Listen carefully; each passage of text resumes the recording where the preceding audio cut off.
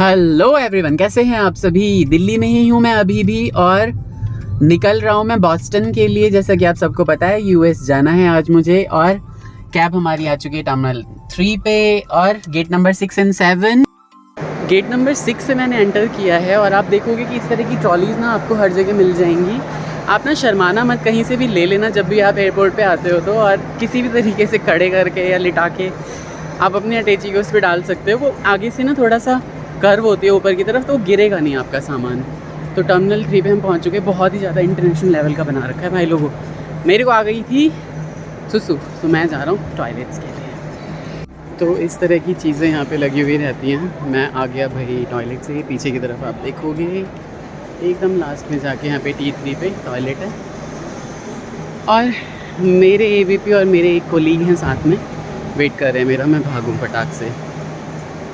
कोई भी इन्फॉर्मेशन आपको अगर लेनी हो, इंटरनेशनल ट्रैवल कर रहे हैं आप, मैं भी एक्सपोजर ले रहा हूँ, आपको सारी की सारी इन्फॉर्मेशन दूंगा। अपना सामान रख के हम निकल चले थे चेक इन काउंटर पे चेक इन कराने के लिए। चेक इन कराने के बाद हमने दिल्ली ड्यूटी फ्री में विंडो शॉपिंग की और आगे बहुत मज़े किए।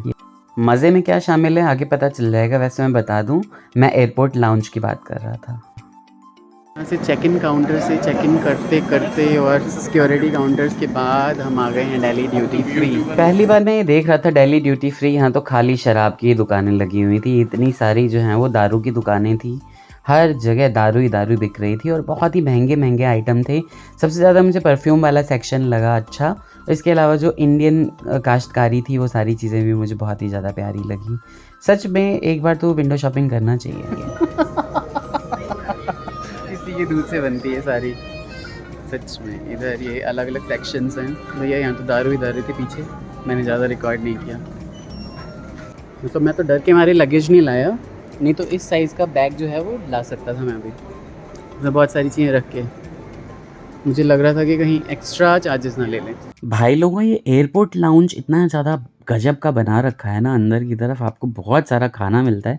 सिर्फ 2 रुपये अगर आपका किसी भी कार्ड पे चलता हो ना, एयरपोर्ट लाउंज ज़रूर जाना जब भी आप वहाँ पे जाओ तो, है ना। खूब सारा खाना खाया, चाट पकौड़े, खाना पीना, पनीर वनीर, जूस वूस, पीने वालों ने खूब पिया भी। एकदम मस्ती मारी वहाँ पे जाके, मैं सच बता रहा हूँ। पूरी बहुत ज़्यादा रिकॉर्डिंग नहीं की क्योंकि मेरे फूडी बच्चे देखेंगे ना तो वो बोलेंगे भाई ये तो खा पी रहे हैं आराम से, और हम लोग यहाँ पे जो है वो दाल भात खा रहे हैं।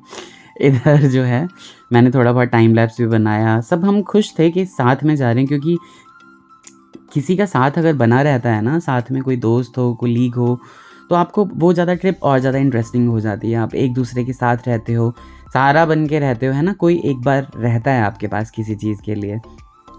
ये T3 टर्मिनल इतना ही ज़्यादा बड़ा बना रखा है, मैं बता नहीं सकता। सुंदर भी इतना है ना, ये कहीं पे धूल का एक कण नज़र नहीं आ रहा था।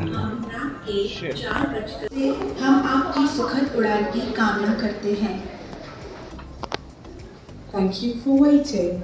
We would now like to invite customers seated in बड़े बड़े जहाज़ देखते हुए हम लोगों ने जो है चेक इन कर लिया था यहाँ पे, और पहुँच गए थे सुंदर से हवाई जहाज़ के अंदर। हमारी कनेक्टिंग फ़्लाइट थी दुबई से, हम निकल रहे थे दुबई। और भाई जब इस हवाई जहाज़ में 312 लोग आते हैं तो आप लगा लो कि कम से कम 6 बस का पैसेंजर जो है ना एक हवाई जहाज़ में उड़ के चला जाता है। इतने बड़े हवाई जहाज़ में मैं पहली बार बैठा था और इसलिए बहुत ज़्यादा एक्साइटमेंट हो रही थी कि देखो ये एमिरेट्स का प्लेन था, बहुत ही मस्त था। इसके अंदर केबिन लगेज रखने की भी बहुत बड़ी बड़ी जगह थी। मैं तो डर के मारे छोटा सा बैग ले गया था कि कहीं पे एक्स्ट्रा चार्जेस ना लगे, क्योंकि पहली बार इंटरनेशनल ट्रैवल कर रहा था। बहुत मज़ा आया इसमें। सुंदर सुंदर जो हमारी एयर होस्टेस होती हैं ना, उड़न परियां जिसे बोलते हैं, उन्होंने हमारा स्वागत किया। बहुत ज़्यादा तमीज़दार थे। इन लोगों की जो मतलब जॉब जो होती है ना वो इतनी ही ज़्यादा सख्त होती है, और ये किसी पे भी झल्लाते नहीं हैं, आराम आराम से बातें करते हैं। इधर इंफोटेनमेंट सिस्टम लगे हुए थे हर जगह। हमने हर सारे इंफोटेनमेंट सिस्टम्स जो हैं वो देखे। वो सिखा रहे थे कि आपको क्या करना है क्या नहीं करना है ना। और पिक्टोरियल स्क्रिप्ट्स में वो सारी चीज़ें बता रहे थे। इसके अलावा कैसे सीट बेल्ट लगानी है ये सारी चीज़ें बता रहे थे। सारी केबिन क्रू सबको समझा रही थी। इधर हमारे AVP साहब को जो ना वो बहुत ज़्यादा उबासियाँ आने लगी थी क्योंकि फ़्लाइट हमारी लेट थी और ये अब उड़ने को चली। भैया भाई साहब उड़ गई, पता चल रहा है मुझे, उड़ गई। फ़्लाइट के उड़ते ही भाई लोगों सारे लोग सो गए क्योंकि बहुत फ़्लाइट लेट हो चुकी थी 1.5 घंटा करीब। और उसके बाद जो है वो नाश्ता आने लगा, बहुत ही टेस्टी सा नाश्ता था, पता नहीं क्या-क्या दिया हुआ था, आप खुद ही देख लो, बट बड़ा टेस्टी लगा मुझे ये नाश्ता। भाई लोगों ये है प्लेन का टॉयलेट। तो छोटा सा साफ़-सुथरा, इसमें वैक्यूम सिस्टम होता है, आपको पानी ज़्यादा नहीं लगता है इसमें, और हर से सारा का सारा ऐसा लगेगा आपको भी अंदर खींच लेगा। पीला नज़र आ रहा हूँ क्योंकि क्या ही कहूँ, बहुत ही ज़्यादा सुंदर हवाई जहाज़, बहुत ही बड़ा। एयर होस्टेस जो होती हैं वो सबकी मदद करती रहती हैं, सबके लिए कुछ ना कुछ लाती रहती हैं, जो भी ऑर्डर देता है या फिर है ना, जैसा भी आपका मन करे आप खाने पीने में मंगा सकते हो, उनके पास अवेलेबल होते हो, कभी मना नहीं करते हैं। मुझे इस फ़्लाइट पे बहुत ही ज़्यादा अच्छा एक्सपीरियंस रहा, मज़ा आ गया एकदम। सबसे बड़ी बात तो ये प्लेन ही इतना बड़ा है ना कि मुझे ऐसा लग रहा था कि भाई क्या बताऊँ, जैसे हवा में हम लोग उड़ते हुए देखते हैं छोटा सा, वैसा नहीं होता कुछ भी। और लगे हाथ 3.5 घंटे में ही हम दुबई पहुंच गए। दुबई पहुंचने के बाद फटाफट वहां से निकले। तो भाई यही था हमारा विमान बोइंग 777। भाई साहब ये तो पूरा 4-5 बस के बराबर एक ही जहाज़ था ये। हम भाग रहे हैं फटाफट क्योंकि 1 घंटे बचे, सिर्फ ये फ़्लाइट 45 मिनट्स लेट है। दुबई का ये एयरपोर्ट इतना ही बड़ा था और इतना सुंदर था, मैं बता नहीं सकता आपको। आप नई जगह जाते हो ना, आपको और ज़्यादा अच्छा लगता रहता है। हमने यहाँ पे चेक इन कराया। चेक इन कराने के बाद हम एक मेट्रो से चढ़ के और दूसरे टर्मिनल पे पहुँचे जहाँ से हमारी कनेक्टिंग फ़्लाइट थी। बहुत ही ज़्यादा सुंदर यहाँ झरने-वरने क्या-क्या बना हुआ था, बता नहीं सकता मैं। लोग एकदम ऐसे, कई सारे लोग फ़ोटो खिंचवा रहे थे वहाँ पे, हम लोगों ने भी खिंचवाई, भाई इंडियंस की तो आदत होती है ये सब करने की, और बड़ा मज़ा लिया। आप भी देखिए, विंडो शॉपिंग भी यहाँ खूब भर के की हमने। तो दिल्ली मेट्रो की तरह ही बहुत बड़े एलिवेटर्स हैं यहाँ पे, और हम निकल रहे हैं दुबई के एयरपोर्ट से अपनी कनेक्टिंग फ़्लाइट लेने के लिए। अच्छा मौसम है यहाँ पे, अंदर तो ऐसा लग रहा है कि भैया ठंड है, मतलब ठंड इन द सेंस गुड, अच्छा मौसम है। लेकिन जब आप बाहर निकलोगे ना तो पता चलेगा कि क्या है। यहाँ दिखाता हूँ एक चीज़, ये देखिए वाटरफॉल कितना ही प्यारा लगता है यहाँ पे, बहुत ही सुंदर रात का नज़ारा, और अच्छा लगता होगा इसका। तो बस हम पहुँच चुके हैं। प्रशांत, आपको ये दिल्ली एयरपोर्ट से ज़्यादा बड़ा लगा या छोटा लगा? बड़ा है ये काफ़ी बड़ा लगा मुझे उससे। बड़ा है, और दिल्ली एयरपोर्ट एक ही लेवल पे है। हाँ, और ये मल्टीपल लेवल्स पे, और हर लेवल बहुत बड़ा है। हाँ जी, दुबई का एयरपोर्ट डेफिनेटली दिल्ली एयरपोर्ट से बड़ा है, बहुत बड़ा। और यहाँ पे ऐसे ब्रांड्स हैं जो तुमको दुनिया में कुछ एक जगह नहीं मिलेंगे। सही। शायद वापसी में हम कुछ खरीदे भी, लेकिन जाते वक्त तो समय नहीं था क्योंकि फ़्लाइट हमारी लेट हो जाती। हालांकि लेट हो ही गई बाद में, लेकिन फिर भी हम भाग के फ़्लाइट में जो है ना हमें बैठना था। क्या ही बताऊँ, इतने टेस्टी खाने के स्टॉल लगे हुए थे ना यहाँ पे, बिल्कुल लालच आ गया खाना वाना देख के सब कुछ।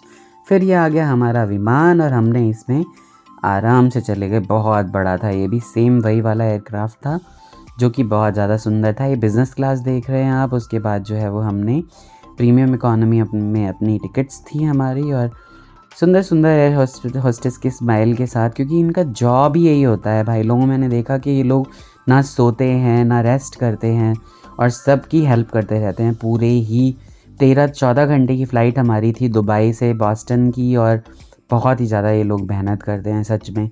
जो लोग किसी और तरीके से इन्हें देखते हैं, मैं आपको बता दूं कि जब आप उनकी जॉब करोगे, उनकी जगह पे होगे, तब आपको पता चलेगा। यहाँ क्या हुआ कि मुझे ना कभी भी टेक ऑफ करने के टाइम में ना और लैंड करने के टाइम में बड़ा डर लगता है। इसमें तो इतना थ्रस्ट था ना इस हवाई जहाज़ में कि मेरा तो मोबाइल ही मेरे हाथ में नहीं आ पा रहा था, इतनी तेज़ ये मतलब उड़ रहा था। तो आखिरकार कर दिया इसने टेक ऑफ, और दुबई को जो है ये अलविदा कह के उड़ गया बॉस्टन के लिए। दुबई सुंदर था काफ़ी, लेकिन खाली रेगिस्तान के टीले नज़र आए मुझे भाई लोगों। उन्होंने बहुत ही ज़्यादा वहाँ पे प्रचार कर रखा है। शाम का मौसम अच्छा होगा वहाँ का, अच्छा इन द सेंस ठीक ठाक होगा, और एम्बियंस अच्छा होगा ताकि आप देखने घूमने चले जाओ। उड़ते ही तो हमारे पास टेस्टी सा ये नाश्ता आ गया, इस ब्रेकफास्ट को हमने किया, फिर लंच आ गया। नहीं, ये ब्रेकफास्ट ही था, मैंने लंच तो किया ही नहीं क्योंकि ब्रेकफास्ट 2 कर लिए थे, वो इतना ज़्यादा हैवी हो गया था कि मैं आराम से अपना पुष्पा और दुनिया भर की मूवीज़ देखते देखते पूरा ये सफ़र काटना चाहता था। सुंदर बादलों के बीच से ये पूरा यूरोप के ऊपर से गुजर रहा था, क्योंकि आपका इंफोटेनमेंट सिस्टम सब कुछ बताता रहता है। मैंने लंच नहीं किया था, नाश्ता आया तो मैंने अपना नाश्ता भी खा लिया, प्रशांत का नाश्ता भी खा लिया क्योंकि उन्होंने खाया नहीं। तो उनका भी मैंने अपना पिज़्ज़ा और उनका जो सैंडविच था वो भी मैं चट कर गया। जूसेस तो मैं पूरी फ़्लाइट में पीता रहा, जूसेस, कोक, इनके यहाँ जा के। और ये एयर होस्टेस स्पेशली बहुत अच्छी थी। ये किसी चीज़ के लिए मना नहीं करती थी और हर चीज़ तुरंत प्रोवाइड करा देती थी। सबके सब अपना इंफोटेनमेंट सिस्टम्स में जो है मज़े से देख रहे थे सब कुछ, और ये बॉस्टन आने की तैयारी कर रहे थे। ये तो बिल्कुल एकदम झीलों जैसे समंदर के बगल में इसका रनवे था। मैं तो क्या ही बताऊँ, मतलब यूएस के लोग इतने फॉर्चुनेट हैं कि वो लोग वहाँ पे पैदा हुए हैं। अलग ही लाइफ़स्टाइल है। मैं अभी आके यहाँ पे महसूस कर पा रहा हूँ कि सच में बहुत ही अलग लाइफ़स्टाइल है इन लोगों की। तो फाइनली जो प्लेन ने वो यहाँ पे रनवे टच डाउन किया, हम लोग यहाँ पे इमिग्रेशन मैंने नहीं दिखाया क्योंकि यहाँ पे सख्त बना था हमें कि आपको कोई भी ऐसी चीज़ नहीं करनी है जिसके लिए आपको क्वेश्चंस पूछ लिए जाएं। लेकिन अच्छे से हमारा इमिग्रेशन क्लियर हो गया और हम लोग बाहर आ गए, और बाहर आने के बाद ये बॉस्टन यहाँ से हमने एग्ज़िट ले लिया है और देखिए यहाँ खूबसूरत सा ये एयरपोर्ट वाला जो है ये नीचे की तरफ पार्किंग है। आगे चले गए हमारे एवीपी और हमारे वीरेश भाई साहब, और देखिए एयरपोर्ट कितना सुंदर दिखाई दे रहा है आगे अंदर की तरफ। तो भाई लोगों ये है पार्किंग यहाँ की जहाँ पे हम आ गए हैं, और वही प्रशांत जी ने जो है वो बुक कर दिया है कैब का वेट कर रहे हैं हम। उसके बाद सीधे हम होटल जाएंगे और चुपचाप सो जाएंगे वहाँ पर। भाई ये होंडा की कोई गाड़ी थी और ये वहाँ मतलब 45-50 लाख वाली गाड़ी आई थी, और क्या ही मस्त इसका इंजन में तो कोई आवाज़ ही नहीं थी। बॉस्टन से पोर्ट्सस्मिथ का जो हमने तय किया ना ट्रैवल, वो बहुत ही ज़्यादा मज़ेदार किया था। पूरे रास्ते थोड़ी थोड़ी बारिश सब होती देख रही रहे थी। बारिश में ही अच्छा, हमने जो prudential है है? वो बॉस्टन पहुँचे थे प्लेन से। यहाँ का इंफ्रास्ट्रक्चर हाँ। मुझे बहुत ही ज़्यादा अच्छा लगा, और अच्छा, ऐसा लग रहा था कि हाँ मतलब बनाया है भैया किसी ने। ग्रेट। सुंदर सा ये बॉस्टन शहर, इंफ्रास्ट्रक्चर तो बहुत ही ज़्यादा अमेजिंग लग रहा है यहाँ पे। आप अगर कंपेयर करोगे हमारी कंट्री से तो इंफ्रास्ट्रक्चर बहुत ही ज़्यादा अच्छा है। बाकी सड़कें भी बहुत अच्छी हैं, लोग बिल्कुल डिसिप्लिन में ड्राइव कर रहे हैं। कोई यहाँ पे हॉर्न वगैरह नहीं बजाता है क्योंकि अच्छा नहीं माना जाता है उसे यूएस में, है ना प्रशांत? यही बात है ना? कौन बजाना गाली देना एक ही। बिल्कुल सही बात है। चल रहे हैं हम पोर्ट्सस्मिथ की तरफ, होटल पहुँच के ही करेंगे भाई। अब आगे रास्ते में कुछ होगा तो ज़रूर दिखाया जाएगा। शाम से रात होते हुए बिल्कुल भी समय नहीं लगा। यहाँ मैंने टाइम लैप्स लगा दिया था खिड़की में एक तरफ, और मैं बताऊँ कि कोई गाड़ी ना वहाँ पे मारुति जैसी थी ही नहीं। सारी बड़ी बड़ी गाड़ियाँ थी। कई गाड़ियों में तो ट्रक की तरह पीछे रखने के लिए सामान की जगह थी, और बहुत सुंदर सुंदर ये पता नहीं क्या क्या इतने बड़े बड़े मार्ट वगैरह थे। सारी चीज़ें देखते देखते हम लोग पहुँच गए अपने होटल पे।